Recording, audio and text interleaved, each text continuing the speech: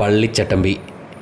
ടോവിനോ തോമസിനെ നായകനാക്കി ഡിജോ ജോസ് ആൻ്റണി സംവിധാനം ചെയ്ത സിനിമയാണ് പള്ളിച്ചട്ടമ്പി.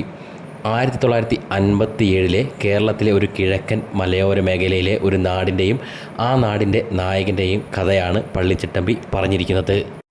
57 കേരളത്തിലെ വിമോചന സമരമാണ് മെയിൻ കഥാപശ്ചാത്തലം എന്ന് തന്നെ പറയാം. ഭൂപരിഷ്കരണ നിയമം മൂലം കമ്മ്യൂണിസവും ക്രൈസ്തവരും തമ്മിൽ ഉണ്ടായിരുന്ന പ്രശ്നങ്ങളും അതുമൂലം നാടിനുണ്ടാകുന്ന വലിയ പ്രത്യാഘാതങ്ങളും വരച്ചു കാട്ടുകയാണ് സിനിമ. വമ്പൻ ക്യാൻവാസിൽ ആക്ഷൻ എൻ്റർടൈൻമെൻറ്റായാണ് ഇതൊരുക്കിയിരിക്കുന്നത്.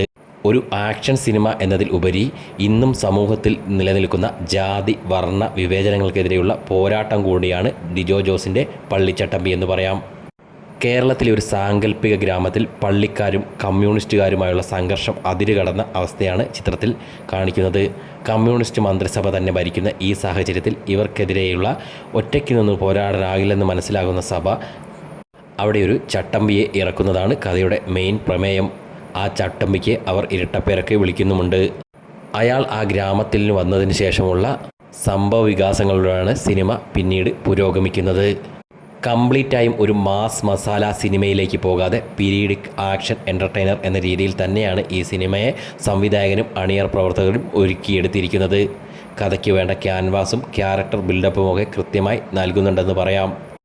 എന്നിരുന്നാലും കഥയുടെ തുടക്കത്തിലുള്ള ഒരു വേഗത പിന്നീട് കുറയുന്നതായും ആസ്വാദന രസം നഷ്ടപ്പെടുന്നതായും പലയിടത്തും തോന്നി.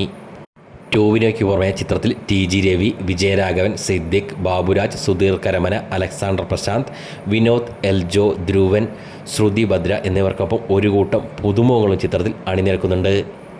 ഒരു നെഗറ്റീവ് ഷെയ്ഡുള്ള കാമിയോ വേഷത്തിൽ പൃഥ്വിരാജ് സുകുമാരനും ചിത്രത്തിൽ പ്രത്യക്ഷപ്പെടുന്നു. ടോവിനോ അവതരിപ്പിക്കുന്ന കഥാപാത്രത്തിന് കൃത്യമായൊരു ക്യാരക്ടർ ആർക്കിടെക്ചർ കൊണ്ടുവരാൻ സംവിധായകൻ ശ്രമിച്ചിട്ടുണ്ട്. ശരീരഭാഷയിൽ മാത്രമല്ല പരുക്കൻ ലുക്കിലും അഭിനയത്തിലുമൊക്കെ ക്രിസ്റ്റഫർ ആയും കൃഷ്ണപിള്ളയായും മികവുറ്റ പ്രകടനം ടോവിനോ കാഴ്ചവെച്ചു എന്ന് തന്നെ പറയാം. പക്ഷേ സിനിമയിലെ മറ്റൊരു കഥാപാത്രങ്ങൾക്കും സിനിമയിലേക്കൊരു ഇമോഷണലായി അടുപ്പം കൊണ്ടുവരാനായില്ല എന്നാണ് തോന്നിയത്. പൃഥ്വിരാജ് സുകുമാരൻ അവതരിപ്പിച്ച പട്ടേലർ കുഞ്ഞമ്പു നമ്പ്യാർ എന്ന ക്രൂരനും കരുത്തനുമായ കഥാപാത്രമാണ് സിനിമയിലെ വമ്പൻ സർപ്രൈസ് എലമെൻ്റായി മാറിയത്. സിനിമയുടെ ഓപ്പണിംഗ് ദിവസം വരെ രഹസ്യമായി സൂക്ഷിച്ചിരുന്ന ഈ കഥാപാത്രം വരുന്നത് ഇടവേളയ്ക്ക് ശേഷമാണ്. അതിഗംഭീരമായി തന്നെ പൃഥ്വി ഈ കഥാപാത്രത്തെ അവതരിപ്പിച്ച് ഫലിപ്പിച്ചിട്ടുമുണ്ട്.